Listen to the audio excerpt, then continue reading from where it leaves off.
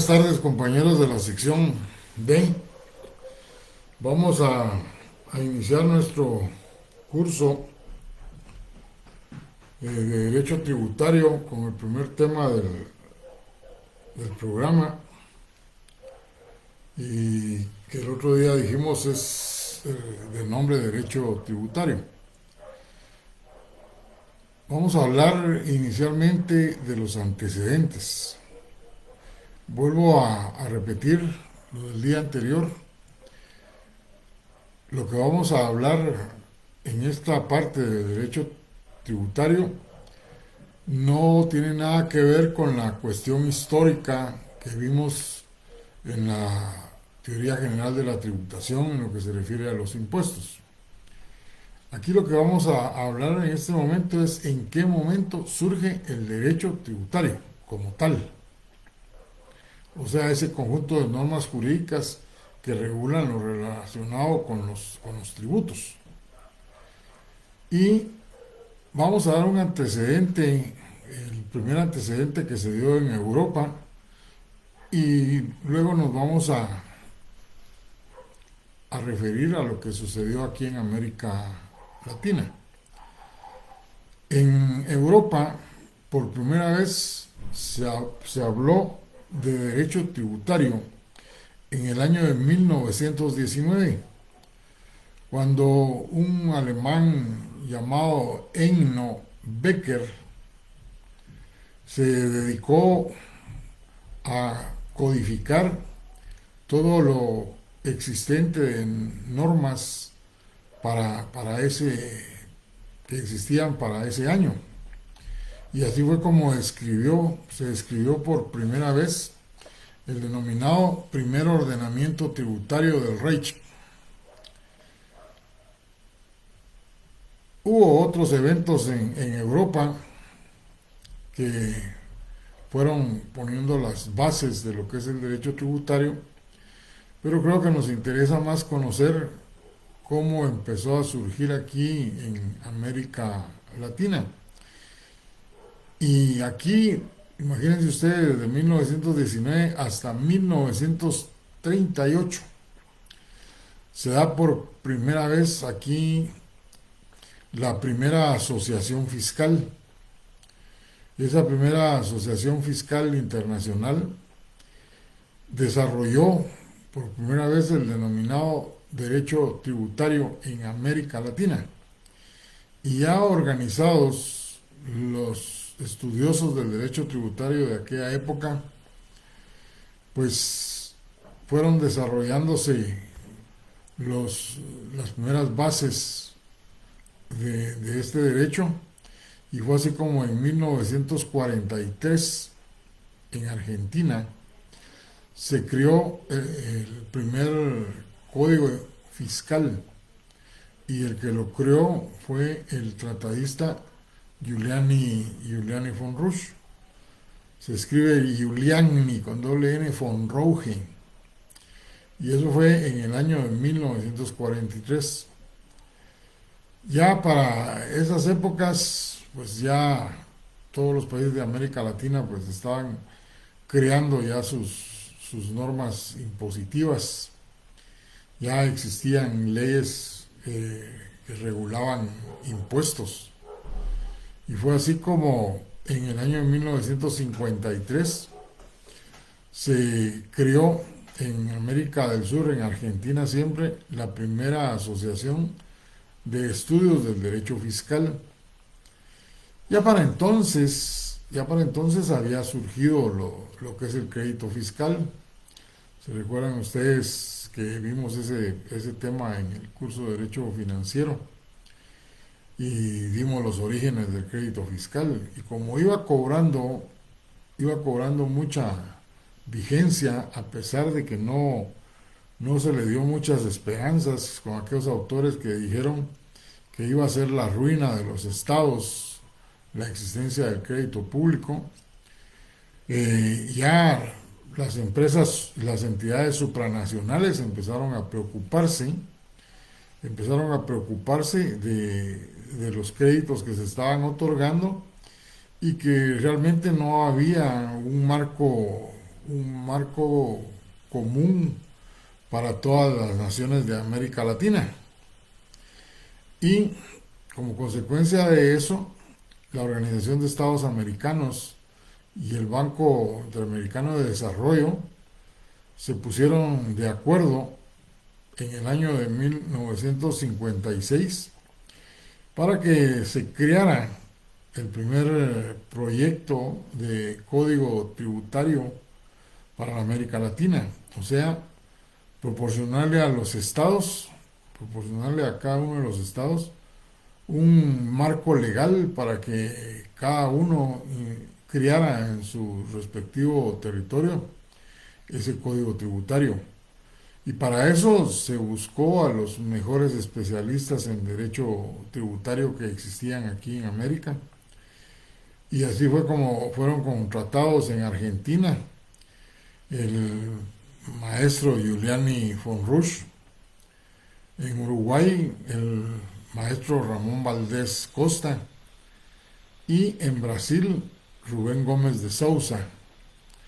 Estos tres tratadistas estudiosos del derecho tributario fueron los que crearon el primer modelo de código tributario para la América Latina, y todos los países tenían a su disposición este proyecto para que lo pudieran implementar en cada uno de sus países. Sin embargo, algunos años después,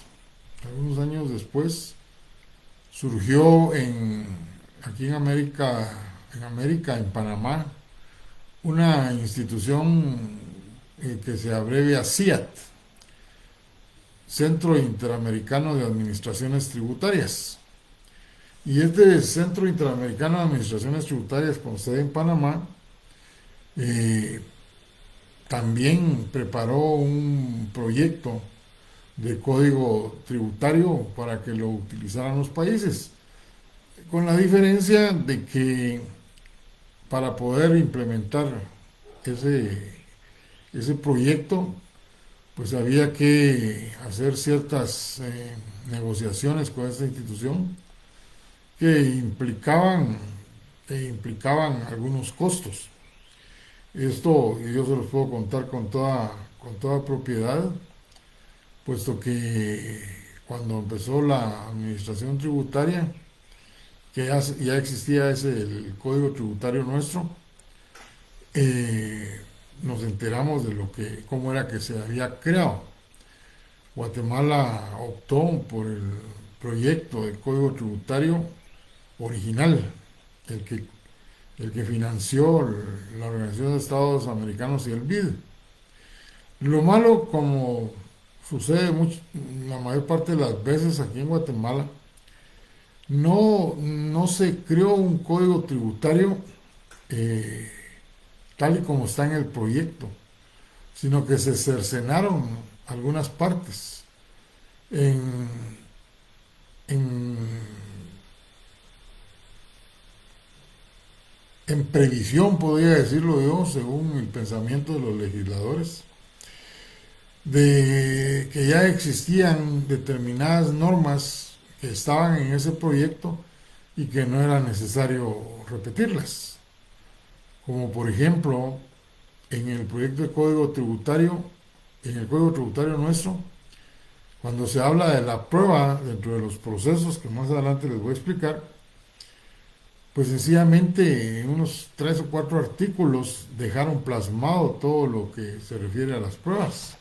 Mientras que en el proyecto de código tributario no está así. Ahí hay regulación más extensa que se refiere a este tema. Igual cuando se habla de contencioso tributario, pues está regulado el procedimiento. Cosa que no sucedió con nosotros, y por eso cuando hablemos de la autonomía en algunos minutos, pues ustedes se van a dar cuenta de cómo es que ha incidido en el desarrollo del proceso administrativo tributario. Este derecho tributario en el mundo ha recibido distintas denominaciones. Y yo se las doy a conocer a ustedes para que así los que les gusta o quieran profundizar sobre sobre esta rama del derecho, pues a la hora de encontrar un libro que tenga un nombre diferente a derecho tributario, ustedes van a saber que es lo mismo. Pues el nombre de derecho tributario eh, lo utilizan, por ejemplo, países como Italia, Brasil, España, Argentina, entre otros países de América del Sur y Guatemala.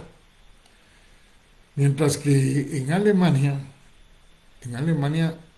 no se le llama derecho tributario, sino que derecho impositivo.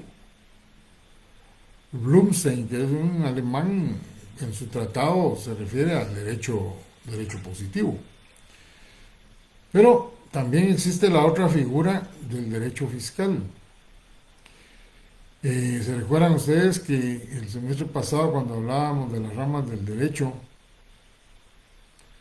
hablábamos del derecho tributario y del derecho fiscal, y yo les hice unas observaciones de por qué pareciera que es lo mismo, pero tiene sus diferencias en la actualidad? Sin embargo, países como Francia y todos aquellos países donde se practica el derecho anglosajón le llaman derecho fiscal. Inclusive el propio Giuliani von Rush, cuando escribió su obra de derecho financiero y que ahí hace relación al derecho tributario, él le denomina derecho fiscal, pero porque para aquellos tiempos no había un desarrollo como el que actualmente tiene el derecho tributario y el derecho fiscal, que hubo necesidad de separarlos. Bueno, ahí tienen ustedes lo que es el origen del derecho tributario y cómo se le denomina en algunos otros países del mundo. Ahora, ¿qué es realmente el derecho tributario? Pues como todo derecho es un conjunto de normas jurídicas. Pero ¿qué es lo que regula ese conjunto de normas jurídicas? Todo lo referente a la creación, recaudación y extinción de los tributos. O sea, desde su nacimiento hasta su extinción. Eso es lo que regula el derecho tributario. Y si ustedes se recuerdan, ayer en el paseo que dimos en el programa, yo hablé de la relación jurídico-tributaria. Es ahí donde empieza el vínculo entre el sujeto pasivo y el sujeto activo, pero un vínculo que nace de la existencia de normas tributarias. Y una vez que se da esa relación, pues surge como consecuencia la obligación tributaria. Les hablé de cómo determinar el impuesto. Una vez que está determinado, cómo se extingue esa obligación. Y hasta ahí estamos hablando de normas claras y precisas del derecho tributario. Sin embargo, les hice el comentario de los delitos tributarios. Pero eso viene a estar ya mezclado con otra rama del derecho, y algunos tratadistas le llaman derecho penal tributario. Pero también se puede hablar de esa parte administrativa que se lleva, por ejemplo, ahí en la SAT, y que algunos le llaman derecho administrativo tributario, porque existe una vinculación. Recuerden ustedes que ningún derecho es 100% puro, siempre tiene relaciones con otros derechos.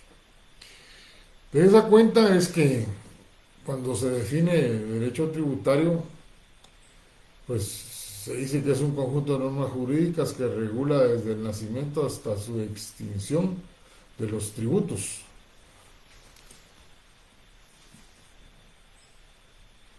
Que es lo básico. Sin embargo, en el material que yo les proporcioné el semestre anterior de las ramas del derecho financiero, allí hay como unas 6 definiciones de derecho tributario. Por favor, busquen ese su material y es parte de este punto del programa, esas definiciones que se encuentran en ese material. Los que no lo tengan, yo no he cancelado todavía el grupo de Derecho Financiero del año pasado, o sea que todavía está ahí publicado ese material de las ramas del derecho financiero y esas definiciones son parte del contenido de este punto. Dijimos que es un conjunto de normas jurídicas. Y al decir conjunto de normas jurídicas de derecho tributario, debemos de entender que este derecho está conformado de dos clases de normas, las normas sustantivas y las normas procesales, que también les llaman adjetivas. Entonces, cuando nos referimos a las primeras, o sea, el derecho tributario sustantivo, son todas aquellas disposiciones legales que ha creado el legislador y que en ellas lo que ha creado son los impuestos. O sea, todas las normas de derecho tributario sustantivas se refieren a la existencia propiamente de los impuestos. Puedo mencionar el impuesto sobre la renta, el impuesto a la circulación de vehículos, el impuesto único sobre inmuebles, el impuesto que grava la comercialización del cemento, la comercialización de los productos carbonatados, las bebidas alcohólicas, también la que grava los cigarrillos, la que grava la comercialización del cemento. Bueno, son como unos 20, 25 impuestos, y de los cuales yo, para que ustedes, no es para que se los aprendan de memoria, pero para que tengan conocimiento de cuáles son los impuestos que tenemos aquí en Guatemala. Y se van a dar cuenta que nosotros solo vamos a ver 6 de esos impuestos, pero porque son los 6 que se vinculan con el ejercicio profesional del abogado y notario. Pues estas normas de derecho tributario sustantivo son las que contienen toda la estructura que da la base para que se desarrolle ese impuesto. O sea, lo crea y ahí establece los mecanismos para su determinación y cómo se va a extinguir la obligación. Hace algunos años, antes del 98, que no existía un código tributario, las leyes impositivas de aquellos años pues contenían dentro de su propio contenían en su propia estructura las sanciones que se aplicaban por el incumplimiento de cada uno de los impuestos que tenían que pagar los sujetos pasivos. Sin embargo, ya con la creación del Código Tributario, entonces hay un capítulo, o título, no me recuerdo en este momento, del Código Tributario que se refiere a las sanciones por el incumplimiento de las leyes que crean los impuestos en Guatemala. Pero alguien que conoce, alguno de ustedes que conozca la ley del impuesto del timbre y papel especial de protocolo, pues va a decir, el licenciado está mintiendo, porque en la ley del timbre hay sanciones. Y efectivamente, hay la ley del impuesto del timbre, para no decir el nombre completo, sí tiene sus propias sanciones, pero es por la propia especial configuración y estructura que tiene el impuesto del timbre. Por ejemplo, les pregunto qué tienen que ver las máquinas estampadoras por medio de las cuales se paga impuesto del timbre con todos los demás impuestos, o utilizar estampillas fiscales dañadas. No tiene nada que ver con los demás impuestos. Entonces, en el Código Tributario quedaron establecidas las normas sancionatorias generales. Hay otro impuesto que también tiene sus sanciones en especial, y es el impuesto de herencias, legados y donaciones.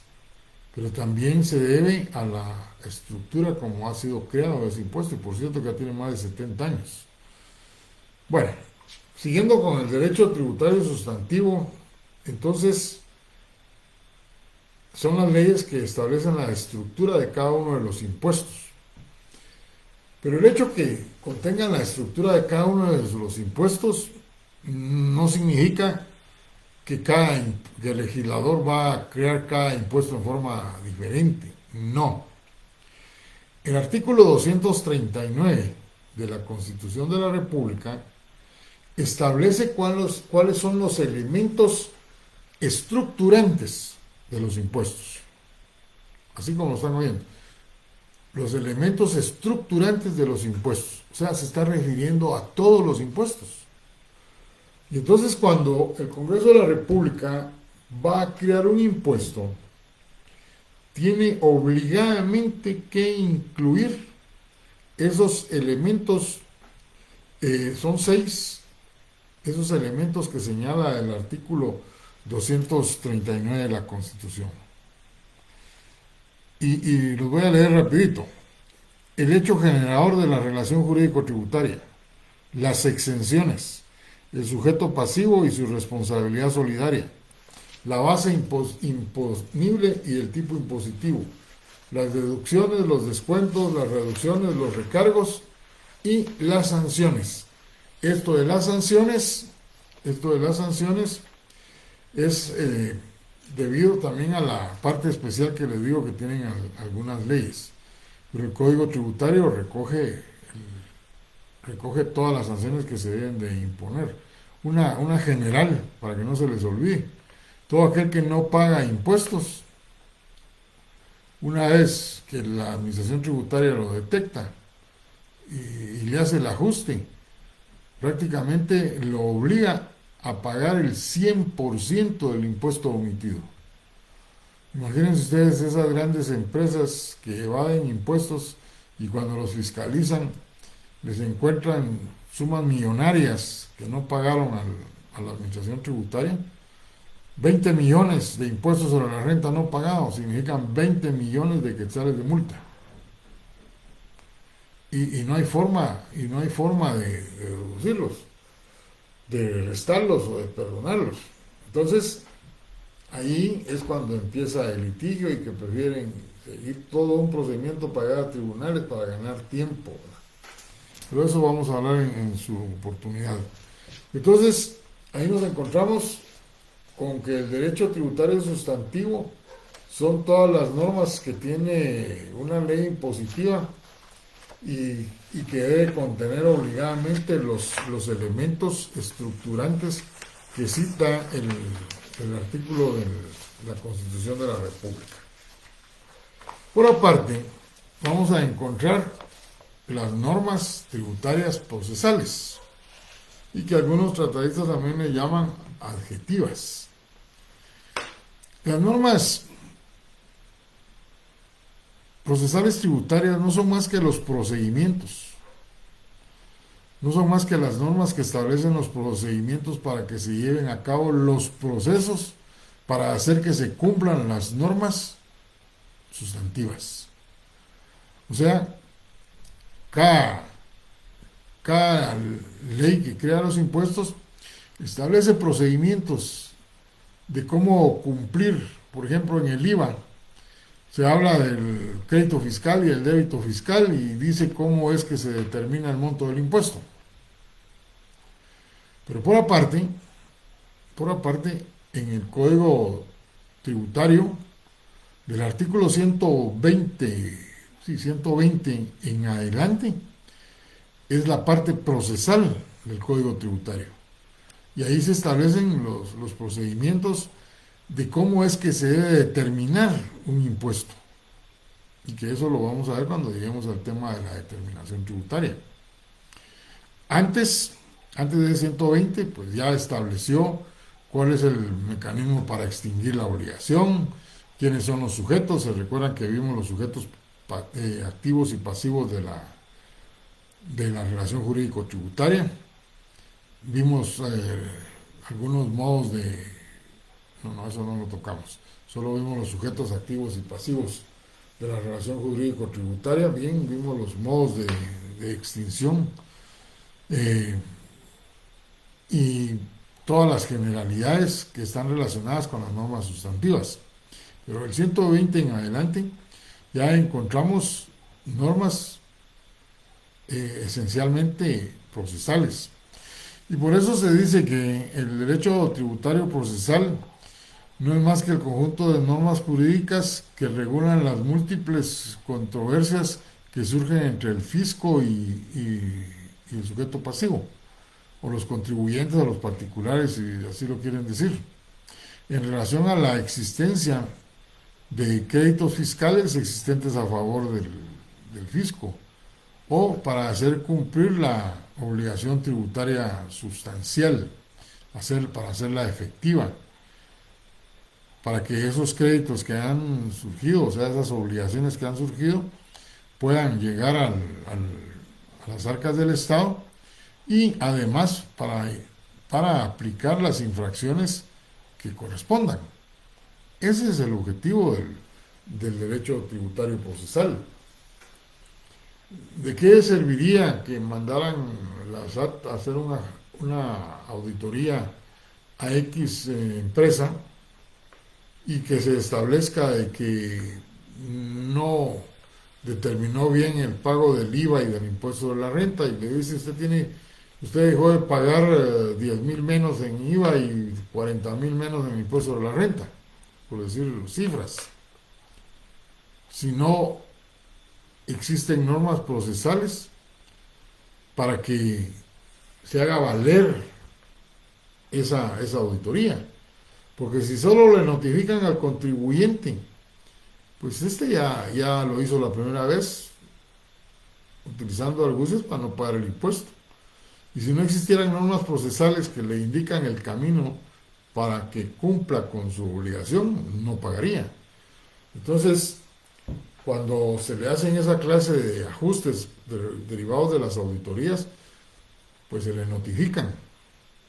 Y ya ahí entramos al Código Tributario, donde dice que la notificación implica que tiene 30 días, una audiencia de 30 días, para que él se oponga o se manifieste o diga si la administración tributaria está en un error o está interpretando mal, o sea, para que se defiendan, otras palabras. Ahí ya empiezan toda la cuestión procesal. Por eso se dice que son todas esas normas procedimentales mediante las cuales se desarrollan todos los procesos para hacer que se cumplan las normas sustantivas. En el Código Tributario vamos a referirnos, por ejemplo, a las que están contenidas en el artículo 161 al 168, independiente de las que nacen después del artículo 120. Pero ahí en el artículo 161 y 168 se regula el denominado recurso contencioso tributario. Ya más adelante les voy a explicar cuando ustedes vean ahí, porque en la ley, en el Código Tributario dice recurso contencioso administrativo. Pero la doctrina lo denomina recurso contencioso tributario. Este recurso contencioso tributario es el recurso que deben de emplear todos los sujetos pasivos cuando se ven afectados en sus derechos por la administración tributaria. ¿Me explico? Ellos, o sea, los contribuyentes, por ejemplo, que son uno de los sujetos pasivos, o los responsables, son notificados por parte de la SAT y la resolución a juicio de ellos atenta contra sus derechos, pues entonces primero deben agotar toda la fase administrativa que se le denomina en la administración tributaria. Pero si no arreglan nada, no resuelven nada en la administración tributaria, entonces tendrán que ir al órgano jurisdiccional a interponer el recurso contencioso tributario y les da las normas, fíjense bien, les da las normas básicas en esos pocos artículos, 7 artículos, 8 artículos. Y todo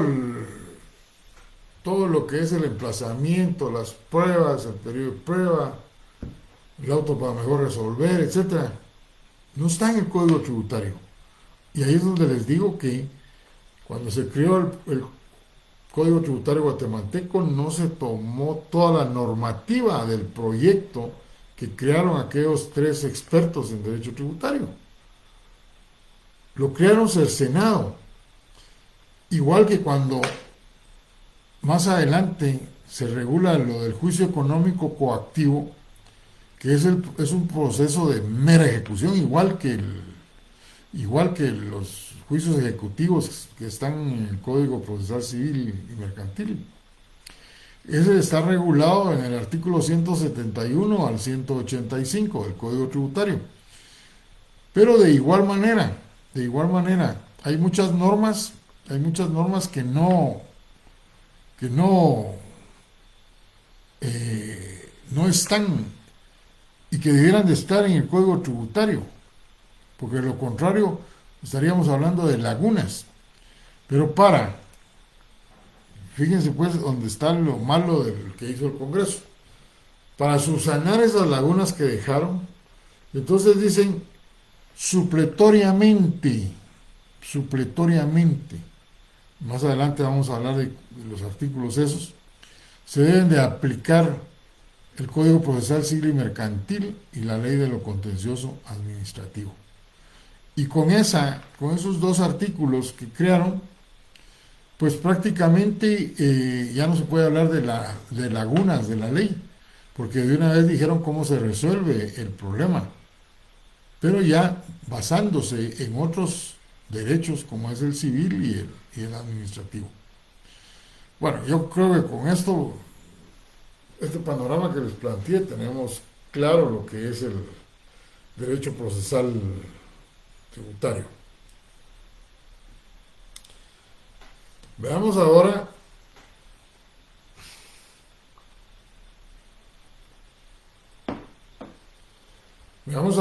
las características del derecho tributario. La principal característica que tiene el derecho tributario es el principio de legalidad. Este principio ya lo empezamos a ver el semestre anterior. Y se recuerdan ustedes que yo les decía que en el año de 1215 por primera vez ya había creado en Inglaterra la primera constitución de la República, en la cual se establecía que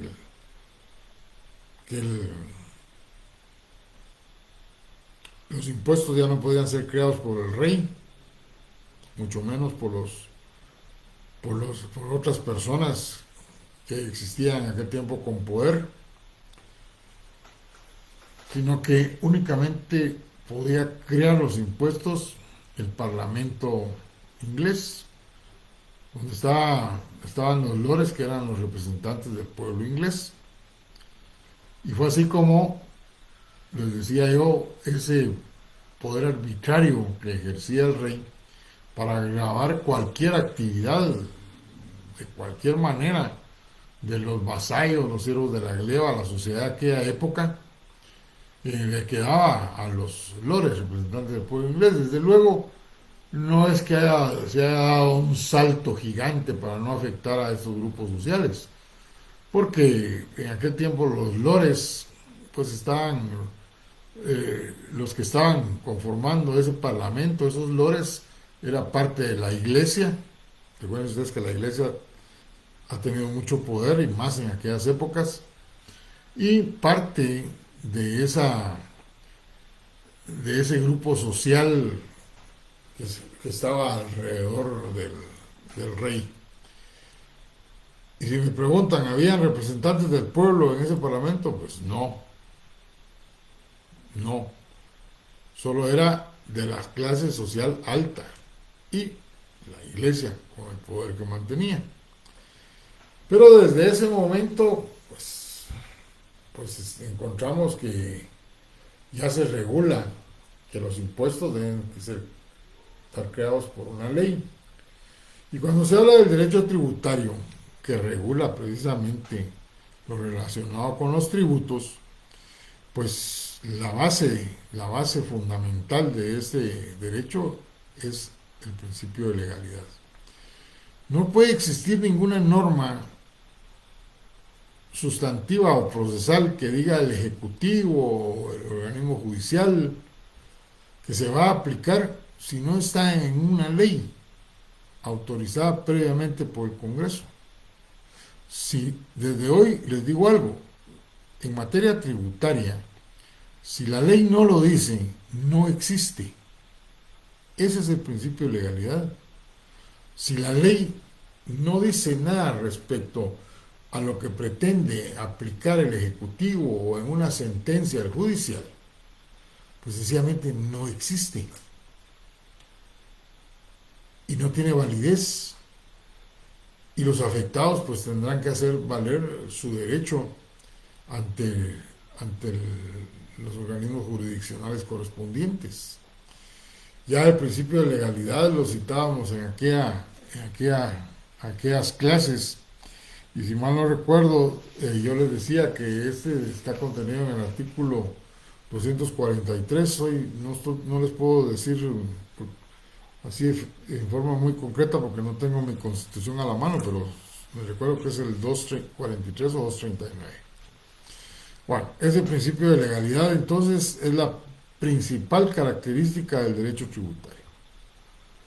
Luego nos referimos como otra característica que es una rama del derecho público. Cuando se habla de la existencia del derecho público es porque ya creo que a través de los años les han contado a ustedes que el derecho es uno, pero son tantas las actividades que ha realizado el hombre que hubo que ir regulando cada una de ellas. Y así fue como se dividió el derecho. El mundo del derecho se dividió en ramas del derecho privado y ramas del derecho público. Y cada actividad que va surgiendo y que va desarrollando más y más el hombre, pues las autoridades, los responsables, tienen que normarlo. A mí me da risa y nostalgia a la vez, cuando hace bastantes años, cuando hablaba de este tema, les decía yo a los compañeros, vean ustedes cuántos satélites están ya alrededor de la Tierra. Y cada vez van a surgir más países que van a desarrollar esa tecnología y van a enviar más satélites al espacio. Va a haber un momento en que van a tener que crear el derecho espacial. Y ya hace algunos pocos años, ya existe el derecho espacial. O sea, para normar esa actividad a la cual se están sumando cada vez más países. Antes se hablaba únicamente de Rusia y Estados Unidos. Ahora leemos en las noticias que la India mandó un satélite, que la China ya mandó otros, que Japón, que Corea del Norte, y así va. Recuerden ustedes que hasta Guatemala estuvo ya involucrada en eso de los satélites. Estudiantes de esa materia aquí en Guatemala hicieron un aparatito que formó parte de un vuelo de un satélite que se envió al espacio para recopilar información, si mal no recuerdo.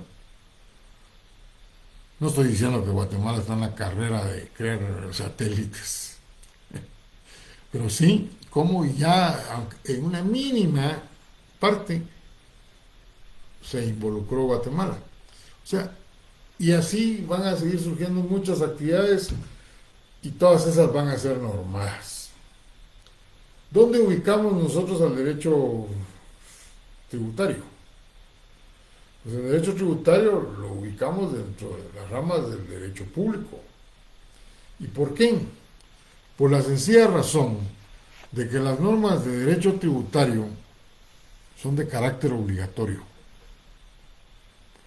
Una vez que una persona se ubica dentro de la condición que señala la ley sustantiva que crea el impuesto, automáticamente le surge la obligación del pago del impuesto. Y alguien podrá estar pensando, bueno, pero si quiere lo paga, si no, no lo paga, perfecto, no hay problema, no lo pague. Ahorita está venciendo el impuesto de circulación de vehículos. No lo voy a pagar, no tengo dinero o no, cualquier excusa. ¿Qué va a pasar? Más adelante empiezan los puestos de registro, los puestos de control que la SAT pide. Y entonces le van a exigir que pague el impuesto y se va a hacer acreedor a las sanciones que se establecen en la ley de tránsito, por un lado. ¿Qué pasa si no paga el YUSI? Primer año fueron 5,000 quetzales, el segundo año otros 5,000, al tercer año otros 5,000, ya estamos hablando de 15,000 quetzales. Como es un impuesto que se cobra en las municipalidades, dice la municipalidad, bueno, este sujeto no está pagando. ¿Qué hacemos? Bueno, pues el procedimiento es iniciar un proceso económico coactivo, que es un proceso de mera ejecución, igual que los del civil. Y en el caso del YUSI no es tan complicada la situación, porque se demanda se ejecuta al propietario del inmueble y se le embarga el mismo inmueble. Y solo si tiene gravámenes, pues se van a buscar embargos de otra naturaleza, se van a hacer embargos de otra naturaleza. O sea, su carácter es obligatorio, es de carácter coactivo, las normas de derecho tributario. Aparte de eso, no hay libertad de interpretación de las normas. ¿Qué interpretación puede tener la norma que dice que todos los propietarios, poseedores o usufructuarios de bienes del Estado tienen la obligación de pagar este impuesto, dice el artículo? ¿Cómo puedo yo interpretar esa norma? ¿Qué libertad tengo para interpretarla? Si el mandato es debe, no podrá, debe de pagar este impuesto. La otra situación que caracteriza a las normas de derecho público es que dice no hay manifestación de la voluntad de los sujetos.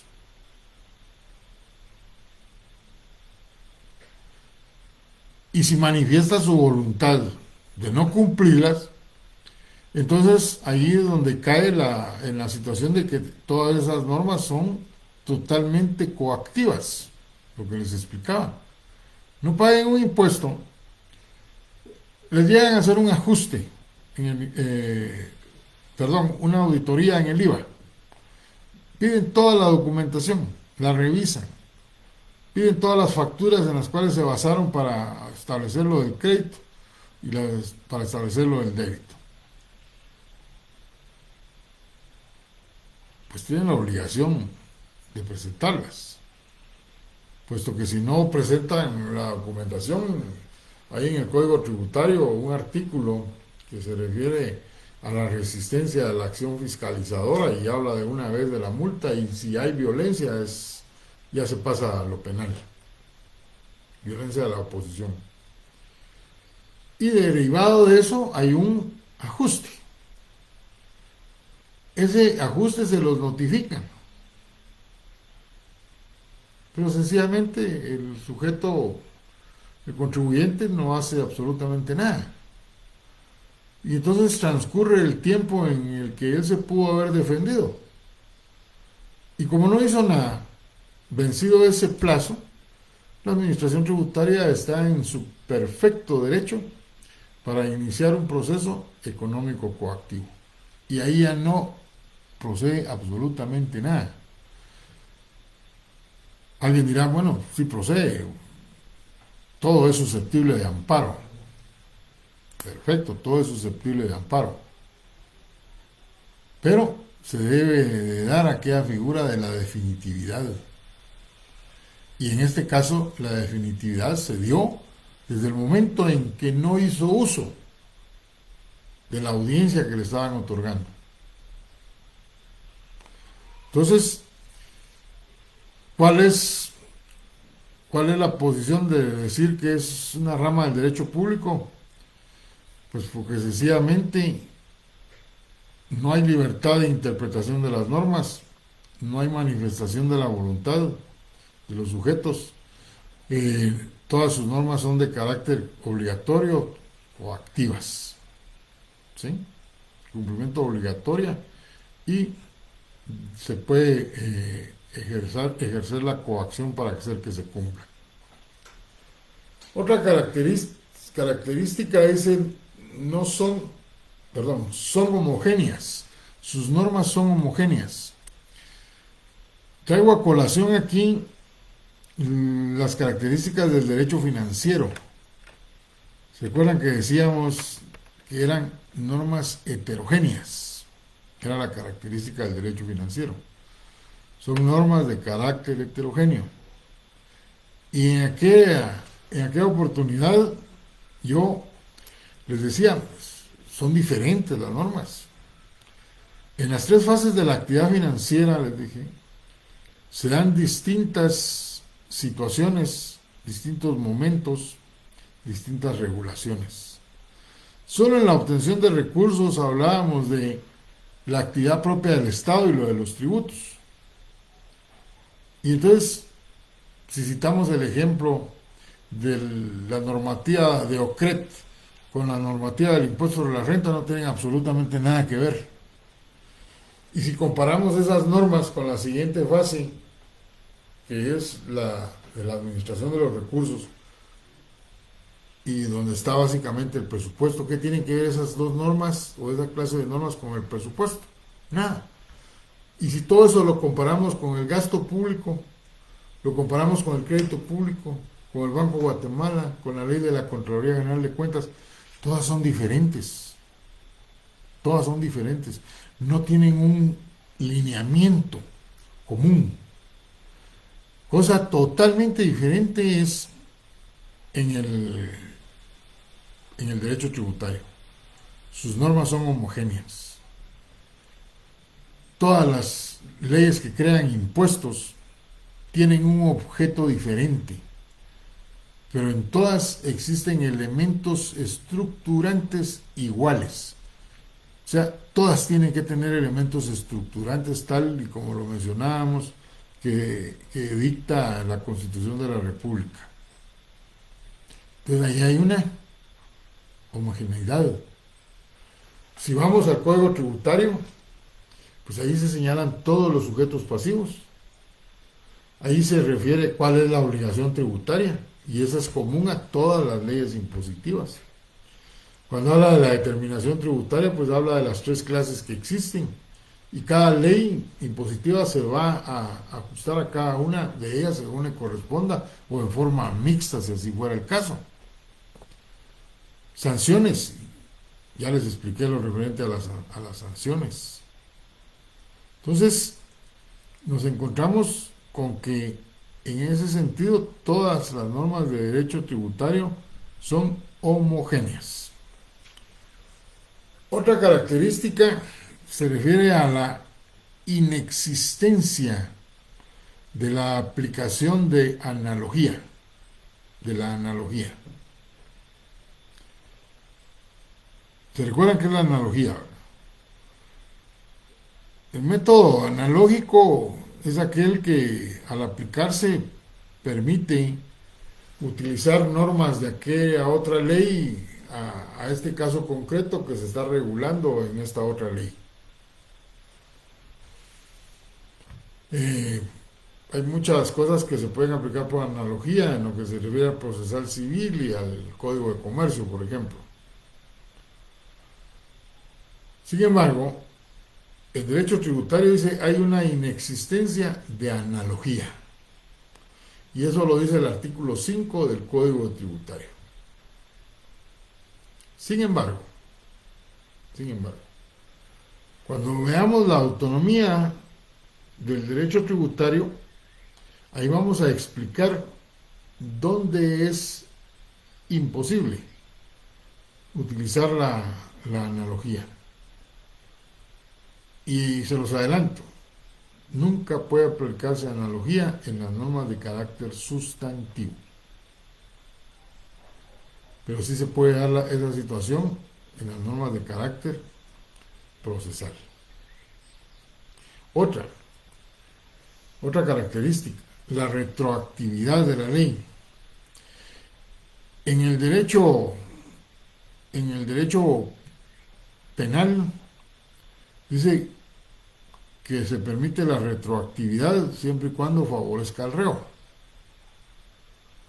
Pero puede el Estado crear un nuevo impuesto, como por ejemplo aquel que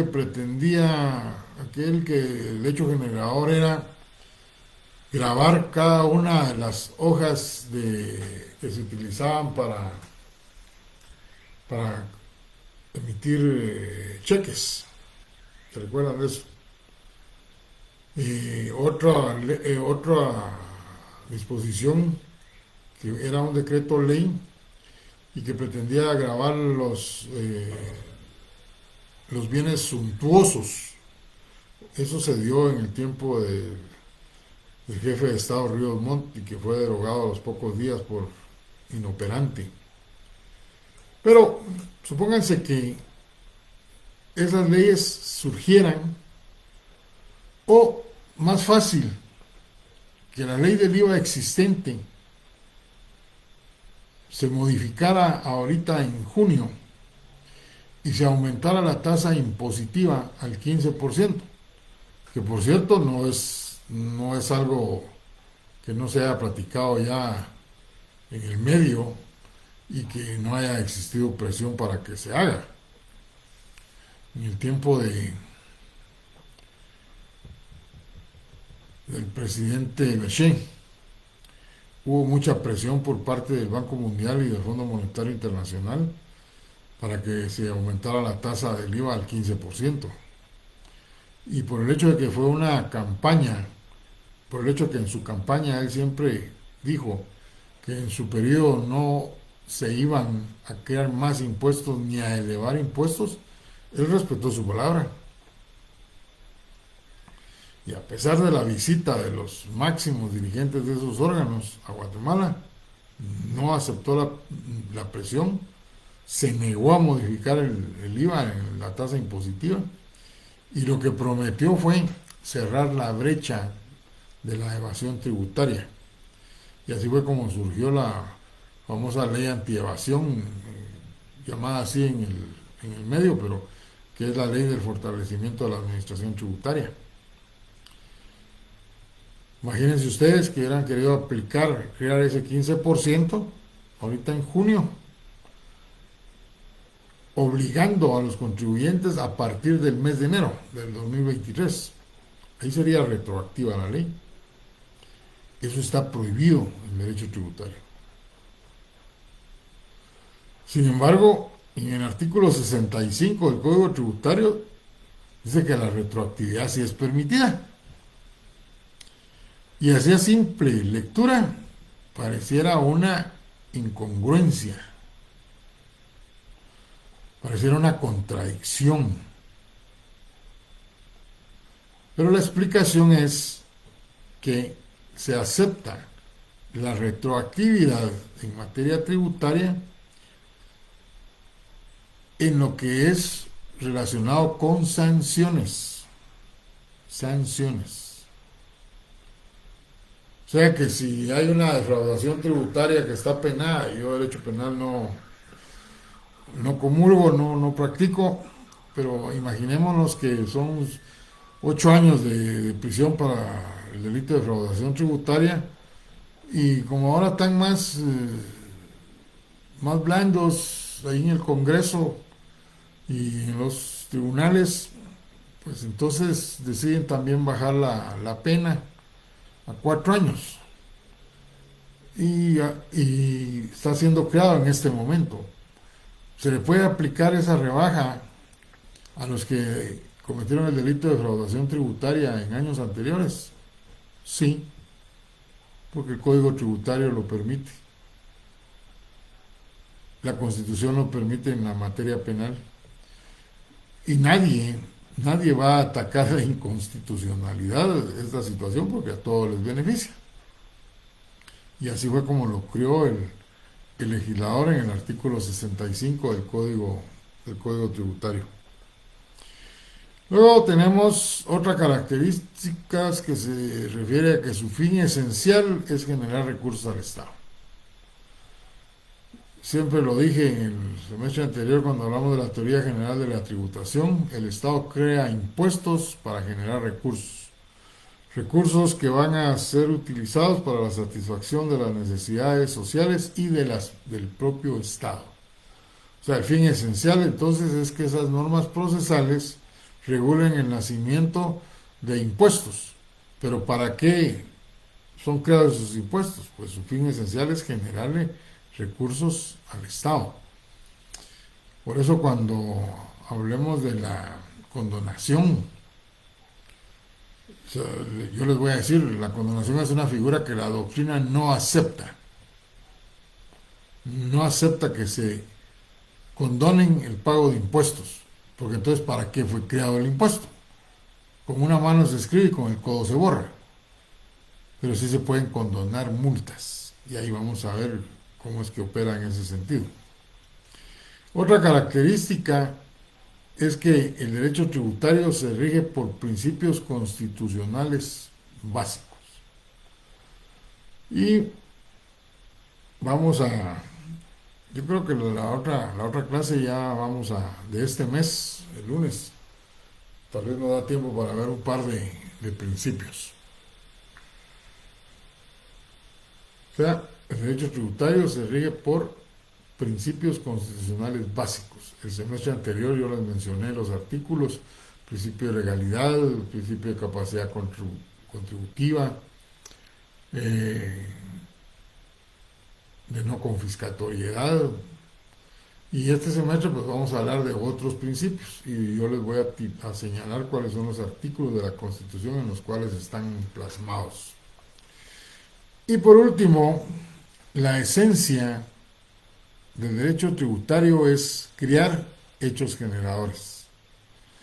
¿Por qué hechos generadores? Porque estas son las hipótesis, son las condiciones que establece toda ley que crea un impuesto y que al cumplirse por parte de los sujetos de la sociedad, personas individuales o jurídicas, nace la obligación tributaria. Una ley tributaria, ya lo vamos a ver más adelante, pero se los adelanto, una ley tributaria puede tener un hecho generador, como puede tener hasta 10, 15 hechos generadores, como es el caso del impuesto sobre la renta. Creo que nos vamos a quedar hasta ahí. Poco a poco vamos a ir avanzando más con el periodo. Yo por la garganta, aunque no lo crean, se desacostumbra uno a hablar tanto tiempo, y también ustedes pierden un poquito de costumbre de estar pegados a la pantalla y más estar oyendo a este catedrático con su curso aburrido, ¿verdad? Así que lo vamos a dejar ahí hasta las características del derecho tributario, y el lunes próximo pues nos vamos a compenetrar en lo que se refiere a la autonomía del derecho tributario.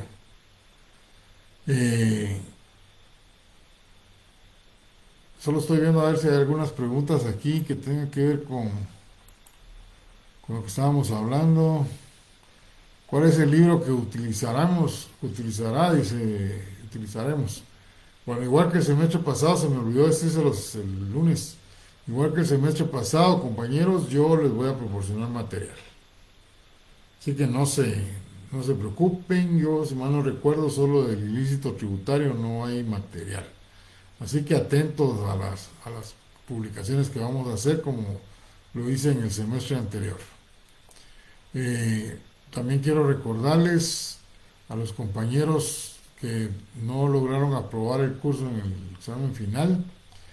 eh, Ayer en la tarde me enviaron ya el horario de la retrasada. A mí me toca este sábado a las 17 horas. Así que listos a estudiar los que tienen que hacerlo para poder contestar y de una vez aprobar este curso el sábado a las 17 horas. Y deben de accesar al mismo lugar que accesaron para el examen parciales y el examen final.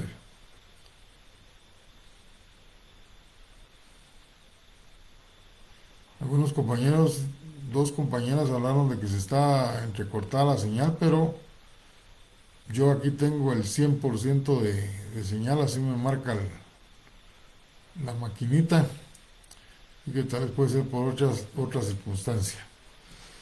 Bueno, señores, con esto doy por concluida la clase del día de hoy y nos vemos el día lunes. Feliz fin de semana y los de retrasada estudien bastante. No entran leyes, solo teoría, todo el programa. Buenas noches.